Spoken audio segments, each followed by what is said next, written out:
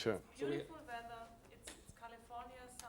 Yeah. It's beautiful, and it's March. You know, everything. The flowers are nice, and it's a nice season. Yeah, well, that's done. That's done. That image is created very, so that people have a good image of them in their mind. You know. So you stayed more than half a year at Happy Valley. No, actually, I was just there for about 3.5 months. 3.5 months. Yeah. But how was your daily schedule? And how did it look like there? Because it was horrible. In Happy Valley, where I left, when I first went there, I literally slept on a wooden floor with rattlesnakes, scorpions, black widows, you name it, running rampant in a shack. And then when my wife came, I was allowed to see her once a week. I was given a mattress to stay in the same shack so that we could be together one day on the floor. And those were very, very bad times for me. And they also elevated my wife to a position where now she's over the Golden Era camera crew. They're taking her with the events. They're really making sure now that they treat her good because she's with me. But I did the RPF program.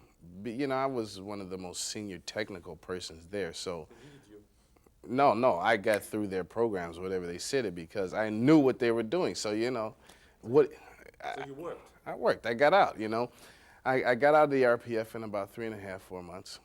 And then, now that I'm off the RPF and I'm on the base, now they treat my wife badly. One day, a security guard grabbed my wife and pushed her around, and she's very sad. And I went and beat the crap out of that security guard. So now me and her father are all on the DPF, which is one level before you go to the RPF. Basically same schedule, everything, you just don't have to wear the black. But it's the exact same thing. But your schedule at Happy Valley, how was the schedule? You wait, or somebody wake you up at 6 o'clock? 6 o'clock in the morning, you stand in line. Who came in, or somebody came in, wake up? It's like in a Yeah. Just like in a prison. Someone come in, time to get up, security guard. Security guard. Yeah. Saying what? Time to get up, time to go to work, get up, you know, wash up. Wash? You wash, 10 minutes, wash, dress, and then you're outside standing in the, you know, freezing early morning in California, shaking. They do a roll call. They count you just like they do in jail. They count how many people are there, make sure no one is missing. And then you're told what you're going to do for that day. You eat a meal for 20 minutes, and then you're working until 8 o'clock until 7 o'clock, 6, 7 o'clock at night. On the Happy Valley compound? Or at the Gilman Hot Springs compound, doing the renovations there. For the school bus, I think. They bring you there. The school bus bring you back and forth. Yellow school bus. We were under guard constantly or behind fences all the time. And the security there is quite phenomenal. They have the fences where they have ground sensors. At Happy Valley? At Golden Era, where even if you walk near the fence, they know it. The lights start coming on in the complex. They have night vision cameras, night vision scopes, and they had a location, you notice there's a mountain behind there, a little hill. They had an area up there called Eagle, where someone is constantly watching over the property all the time, a security guard, and they rotated his video and everything. I know these things because I helped set up the security there. Ooh, you're talking about reaping what you sow. That means no way out. No. And then they have these nice-looking fences where you can't hardly see, but if you touch it, it cuts your hand. You bleed like crazy. It's like razor sharp on the top, so that if you try to come over. There's no way out. That means it's a very nice-looking prison camp. Very nice, beautiful-looking prison camp. Mm-hmm. And how is Happy Valley secured in your time? In my time, just by security guards. By security guards? Yeah. Because it wasn't developed yet. Some sensors. They put some sensors around the houses, and when somebody tried to go out in the night, the light goes on. That's right. And then security. Your time there? Yeah, and then next thing you know, a guy on a bike is coming, and he's got his club, he's got his mace, and all of these things. And what was your meals? What did you get to eat there? Leftovers. Leftovers. Yes, leftovers from whatever people were eating at Gilman Hot Springs. We got leftovers of that. That means from the Scraps. Trash. Now, it should be in the trash, but it was just leftover stuff that people didn't want to eat. The terrible conditions. Very, very terrible. Very terrible. I lost weight. When I went there, I was nearly 200 pounds. When I got out, I was 142 pounds. Within 3 months. Yeah. Did you ever recognize that somebody died under that conditions there? In the group of people that I was with, no one died, but people became very ill quite regularly. I mean, incapacitated to the point where they couldn't stand up anymore. They were just laying down sick. And how many people have been imprisoned at Happy Valley RPF? There was about 40 people there when I was there. Also children or? No, they had a separate RPF for the children Where? in Los Angeles. There's an RPF for children also? Yes, in Los Angeles. Do you think it's still? Yes, of course. I heard reports of the children wearing all black, running, can't walk, everything. Children 10 years, 8 years old? Yes. You saw it personally? The children RPF? No, I was told about it though. And how young have been the youngest inmates in the Happy Valley RPF? I would say, 18, 19, 20. And some people stayed longer than you, I think. Oh, a year yeah, or for 2 sure. years. Sure. But that was the second time I was on the RPF. Oh, you have been I was, first time? yes. When When I was- first got into Scientology in San Francisco, I was on staff, and then I was recruited for the SEAL organization. I came to LA. I was on the EPF. And then I started noticing things, like, oh, look at this schedule. I'm never sleeping. The food is bad. And then I told them, no, I don't want to be in the SEAL. I don't want to be in Scientology. They said, oh, no, you are here. Now, this is when they first purchased that building in Los Angeles, the blue building.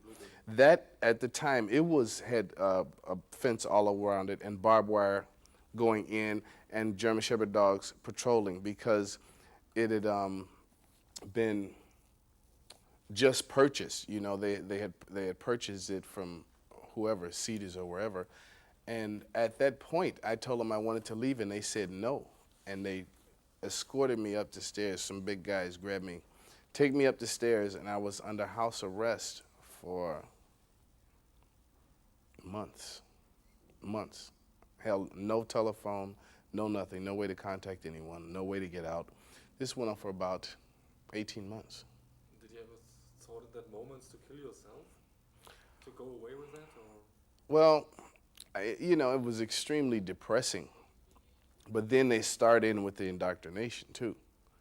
They start you in, oh, well, read the book, see, you can get better, and if you just do what we say and da-da-da. But we worked so hard on that complex that sometimes we were on a schedule where we had to work for 30 hours, then sleep 3 hours, and then work another 30 hours. And I saw people just falling over on their feet after weeks of this. What do you know about the running program at Gold? That was a punishment devised by L. Ron Hubbard for people that he thought had suddenly become PDH by whatever. L. Ron Hubbard became extremely paranoid in his latter days.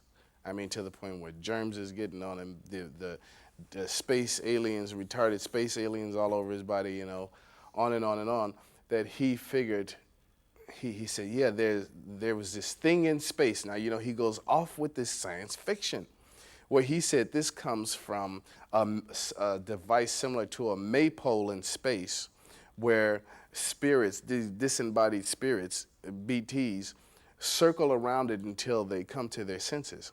So he put a big maypole in the Gilman Hot Spring location, and people had to run around it all day. And it was a punishment for people who he thought had suddenly become PDH, like all the senior executives, David Mayo, Vicky Azaran had to do it, Steve Marla had to do it. I never did it myself. But, these people had to do it. And was it near the new golf course? Where Yes. It's direct there. That's Because right. We saw it when we flew over by the helicopter. We saw the pole and we saw the big round thing around. Right. And And this is the running pool. Yeah. This is the punishment. And you pool. do it from the moment you wake up until you go to sleep. Somebody brings you there from the RPF to there, or also from the Sea Org, regular. Yeah, workers. regular both. That means you don't have to be an RPF inmate to do the No. running program. That's right. This could be also a punishment before the RPF, Right. but it could be both. Yeah. And you just run around the pole day and night for weeks on end. Day and night. Mhm. They let you run under guarding. Mhm. There's a little house, I think, there where somebody is. Yeah, a little water hose they spray on you if you get too hot. Yeah. It's degrading. It's like cattle. It's like cattle. Yeah, animals. It's unbelievable. And do you know about? Can we take a little short break? Yeah, we'll make a short break. Okay, make a stop. You close the door. Yes. Is it closed? Okay. So, and what is behind the houses? Are there also containers in Happy Valley, or? Yeah. Containers? They have containers where they store hard copies of the dispatches that would regularly come from L. Ron Hubbard to all the corporations, reference copies, films, the film stuff that they do there, and the files and stuff, the containers. Also, there was a bunker there. Oh, it's so crazy, like in case of nuclear attack or whatever the hell. At Gold or at Happy Valley? Yeah, at Gold. At Gold, bunker. Yeah, where they have all of these dry storage foods, guns everywhere. The guns stored in the bunker. Yeah. And where is the bunker at Gold? I'm trying to think how I could explain it Is to a you. ship or No. The road, when you come up through the gate, there's a road. There's a ship here, and then there's a road. You go up the road, and then you make a left. No, it goes, and then it kind of curves around. Then you have a high place, and you got another road that goes off this way. It's on the road that goes off this way. They changed the landscape so much. It's a big circle of trees, and then you go around that circle and around the back where you can't never see this from the road is the bunker. And it was big enough, apparently, to handle everything, all of the people to live there, dry food. And So where did you sleep at Happy Valley? where? When I was And together with in a other little people? shack. It was just a little shack on the, Near the entrance, near the watchtower, or is it more in the back? No, behind. In the back behind. Is it barrack, or how would you? Yeah, like a barrack. Yeah. Like a barrack. Yeah. And how many people slept in your room, or in your I'd say 20. room? In one It room? was just one room. Yeah. There's only one room. Yeah. There's only one room. There's only one room where all RPF inmates. Well, it was like a barrack. It was like a barrack split in half. One half for men, one half for women. So there's bunk beds and everything. Bunk Wooden beds. bunk beds. Yes. We made them. We had to make our own beds so we can sleep in own them. beds. Yes. And you had you had to change your beds, or it's every day the same bed? Oh, every day same bed. Everybody's the same bed. Yeah.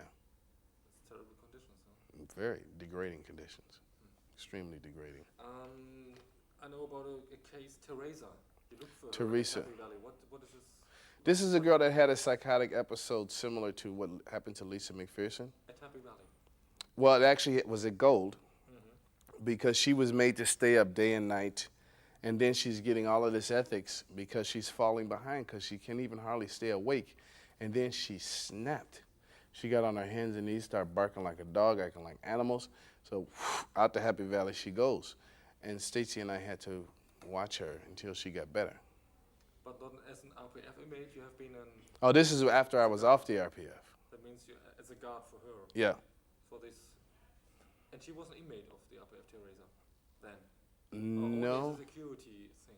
Yeah, security thing, yes. That means not only RPF people are at Happy Valley.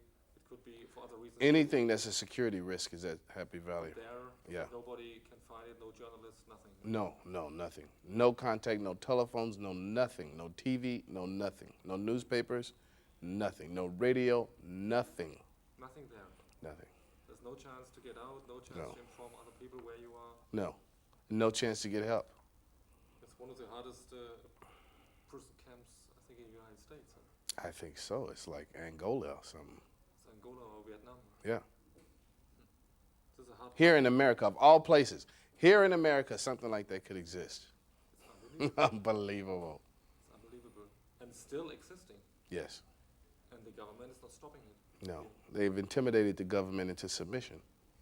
Scientology, something that is supposed to be a religion, something that is supposed to be a church, has intimidated the United States government to the point to submission, so that they operate now with impunity under the guise of a religion. That's Thomas tried to commit suicide at Gold. Seth Thomas, I think is his name, a young boy. Seth, yes, yeah, Seth. What happened to him and why?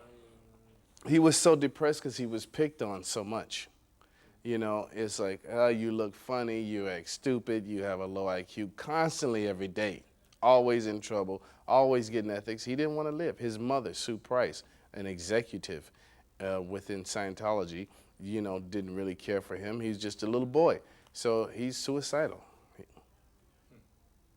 You know, and I think part of that was he knew that would make them crazy, and that was his only salvation of getting away from that base. So he kept saying it and cutting himself and doing things. And he finally made it? Yeah, he did leave there.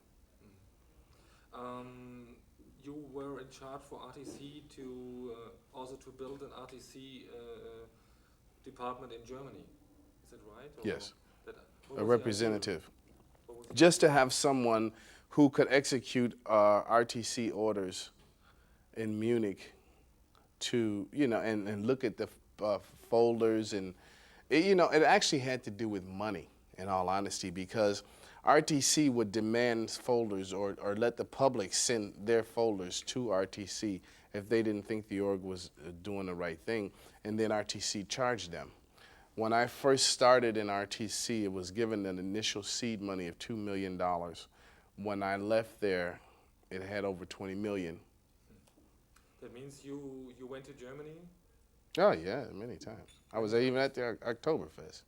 In Munich. Yeah. And the RTC offices were built within an org? Yes. Within. That means which orgs you put RTC offices in? I did it in Munich. I did one in AOSHEU. I did one in the UK at the St. Hill organization. I did one in Australia. In Hamburg I did. also? I don't think so. Not in Hamburg. I don't think so. But you made a video about the org in Hamburg. Yeah, I mean, they were going St. Hill and all of that size, you know. And what you've done in Hamburg? Well, you know, they were going, they had that program where they make all the orgs large, like St. Hill size orgs, so. So you said hello to the org there. Yeah. And you want to show the people in the United States? I think I did an event there or something, you know, I don't specifically recall. But the main, or the headquarter of Scientology was Munich at that time. It was, yeah, yeah. So and who was in charge for the RTC there in Munich then? I don't remember that person's name. No? Blöbaum? I don't remember, it's been so long now. And especially Wipke Hansen, did you saw her? in Victor, Hamburg? yeah. I saw her here in Clearwater is where I met her. When? She was receiving an award, and this is after I'm out of RTC, and I'm just now, you know, during that 5-year period. After that? I was here doing an event, and I saw her getting her award for making New York big, you know, St. Hill size. This is the only time you met her? Or Yeah. no more. And did Miscavige or you discuss ever the situation in Germany? No. It's good developing because the org in Hamburg was the biggest org, which Yeah. from the income here. Yeah, no, I never discussed it. I mean, Germany was not an issue when I was in RTC. No issue. No. Never. No. So only Germany was one of the countries like That was just sending money, you know, to the Sending money. It's a foreign accounts and money machine. yeah, money machine. It's only money machine. That's all. And who's looking after the accountants? How much money comes in? Is this RTC at Gold? That was the Church of Scientology International, CSI. Would have been maybe Mike Render. Mike Grinder. Yeah. Mike Render would have been a person very concerned with that. you had been also the head within RTC of the Secret Service. Yes. Yeah, that means you have been the boss of Mike Rinder and Kurt Weiland because Oh, yes. you are the boss of them. Yes. Kurt So- Weiland was, you know. Yeah. So And Mike Rinder, he was such a non-person. I never even paid attention to him. It was like he was so little, yeah. So OSA Int is not the real head of the Oh, OSA. no. RTC OSA. Right, And you have been the boss of RTC. right, OSA. right. Controlling all the activities against critics, against journalists. Maybe not necessarily controlling, but supervising and being informed about it. And how comes the message from operations? Who gives the orders for operations, for example? David Miscavige micromanages To you. everything. to Yes. you? Is that, Jesse, I have a problem with somebody in Copenhagen or Germany, for example? Yeah, but the main person that now there was a person that was secretly higher than me that has always been over the investigative process in Scientology, the Secret Service, which is Marty Rathbun. He was hired. Yeah, but never, you know, you could never say that corporately, but he always was. He worked at ASI, Author Services. This is when David Miscavige was in ASI, L. Ron Hubbard's for-profit corporation.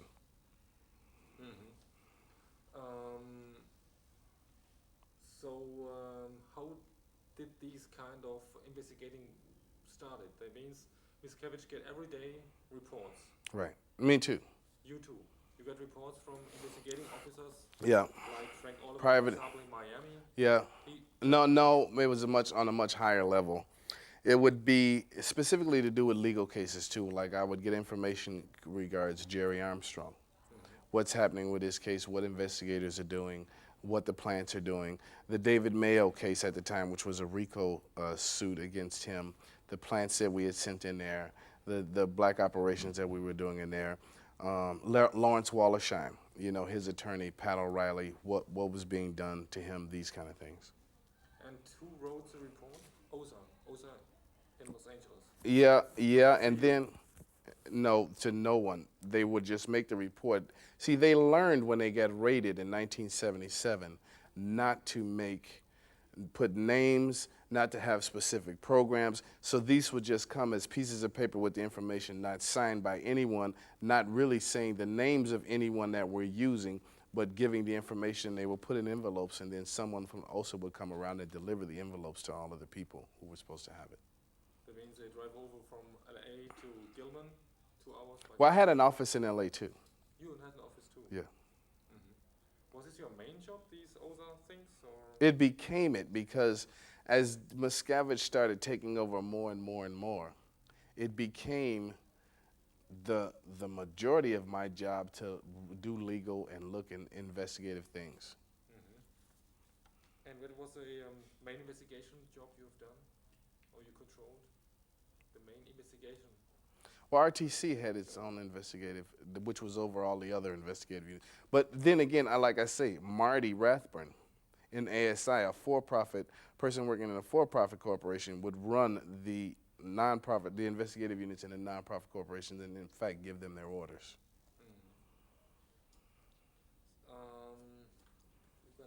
What's the question?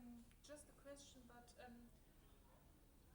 can you try to explain how it works that people are doing things they won't do when they are out and they think about, about your experience in this organization, and right now you know what you did and what you let them doing with you. So, Okay, I understand what you're trying to ask me.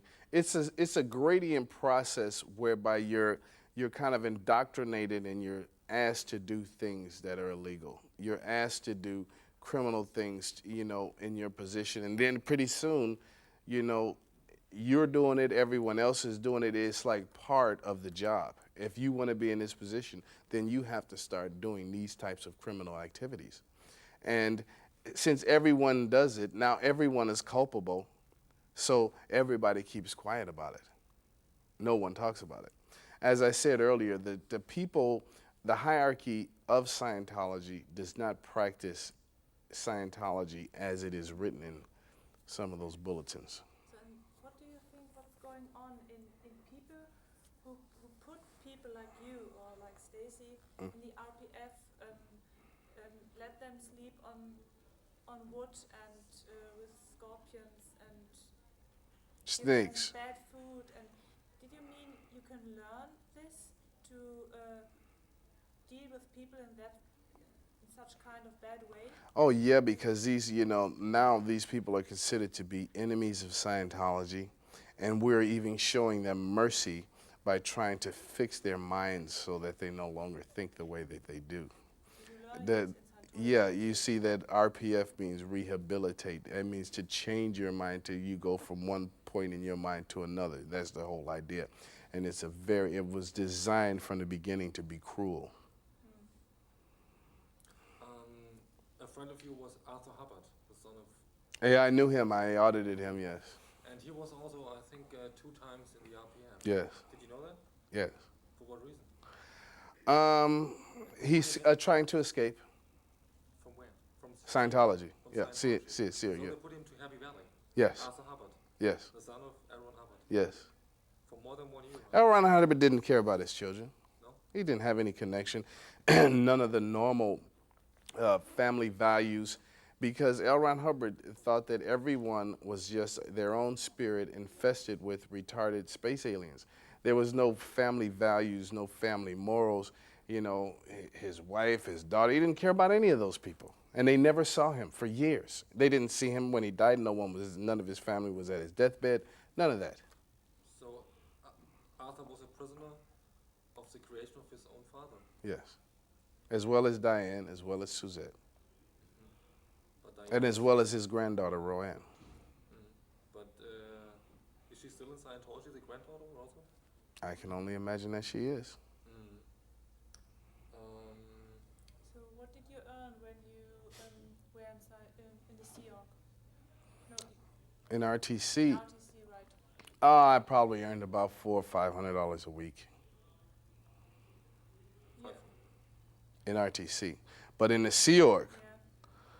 $24 a week, $10 a week, $5 a week, $7 a week. So how can David Miscavige afford such luxury lifestyle? Because Well, he doesn't make that. I mean, he said he makes $60,000, $70,000 a year. but his lifestyle is different from your lifestyle you had when you were in Scientology. It's totally Yeah. different, right? Yeah, totally, sure. So what's He the lives difference? extravagantly because he's the boss. There's no way to explain it. It's criminal. There's no answer. It's just criminal. So what is the chance to stop Scientology, Miscavige? What's somebody has to do? Well, without government intervention, very little. No chance. Very little. And you think this will happen I pray that it does. if you go on like this? Hopefully it will. Only two more minutes, yeah.